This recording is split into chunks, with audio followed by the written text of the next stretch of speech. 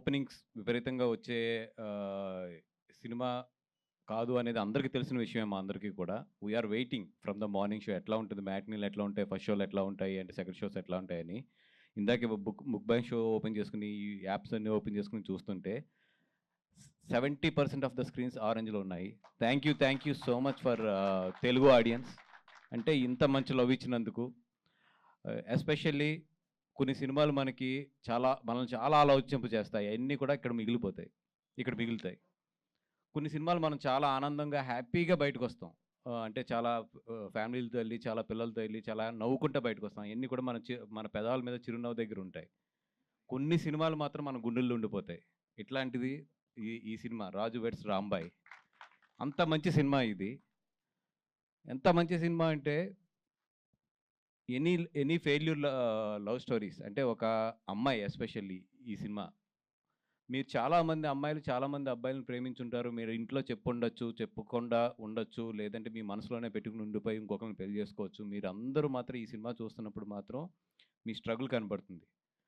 అలాగే అబ్బాయికి ఎక్స్‌ప్రెస్ చేసి ఇంట్లో ఒప్పుకోకుండా లవ్ ఫెయిల్యూర్ అయి పెళ్లి చేసుకున్న వాళ్ళందరికీ కూడా వాళ్ళ తండ్రికి, అబ్బాయికి మధ్యలో నలిగిన చాలా సీన్‌లు ఈ సినిమాలో మీకు తగులుతాయి.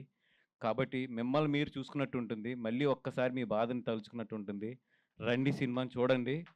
అండ్ ఇందాక మన విలేకరు ఒక అమ్మాయి, హేమ గారు ఎళ్ళిపోయినట్టున్నారా? ఉన్నారా? అమ్మ, నువ్వు ఇందాక ఒక సీన్ గురించి చెప్పావు కదా!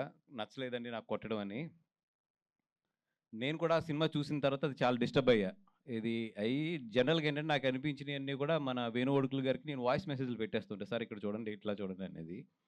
ఎందుకంటే డైరెక్టర్ గారికి పెట్టను. బికాజ్ వాళ్ళంతా డైరెక్టర్ వీళ్ళంతా కూడా ఒక ప్రేమతో ఉంటారు సినిమా మీద. ఎప్పుడు ప్రొడ్యూసర్‌కి కొంచెం కొన్ని అర్థమవుతాయి. ఔటర్ సైడ్ నుంచి చూస్తాం కాబట్టి. అట్లాంటివి పెడతా ఉంటాం మెసేజెస్ ఆయనకి. నేను ఫోన్ తీసుకొని ఆ సీన్ గురించి, ఎందుకంటే చాలా డిస్టర్బింగ్‌గా అనిపించింది నాకు. ఫోన్ తీసుకొని అది పెడదాం అనుకుని ఆగిపోయాను. ఎందుకు ఆగిపోయినా అంటే, డైరెక్టర్ పాయింట్ ఆఫ్ వ్యూ ఏంటంటే, ఈ సినిమా ఒక ఇల్లందులో కుర్రోడు ఎలా బిహేవ్ చేస్తాడో అలాగే ఉంచాలనుకున్నాడు. అతని కోపం అవ్వచ్చు, అతని ప్రేమ అవ్వచ్చు, అతనిదేదన్నా అవ్వచ్చు, అతని ఎక్స్‌ప్రెషన్ అది అంతే. అలా బెత్తం పెట్టుకొని ఎందుకెళ్ళాడంటే, నన్ను వదిలేసి ఎళ్తావా అన్న కోపం, అదే అదే ఆ కోపంలో కొట్టే ప్రతి దెబ్బలోని కూడా అతని ప్రేముంది. అద్ అక్కడ కొట్టినప్పుడు ఎంత ప్రేముందో, లాస్ట్‌లో అమ్మాయిని తీసుకెళ్ళేటప్పుడు కూడా అతనిలో అంతే ప్రేముంది. అతని ప్రేమ ఎక్స్‌ప్రెషన్ అంతే అది. చెప్తున్నాను కదా! అట్లాంటి కుర్రోళ్ళే 60% మందుంటారు. వాళ్ళ కోపాన్ని కూడా లవ్‌లో ఎక్స్‌ప్రెస్ చేసే కుర్రోళ్ళుంటారు. ఈ కుర్రోడేంటంటే, ఆ ఊళ్ళో పెరిగాడు, ఆ ఊళ్ళో ఉంటాడు కాబట్టి తీసుకొచ్చి అంతే కొట్టాడు అంతే.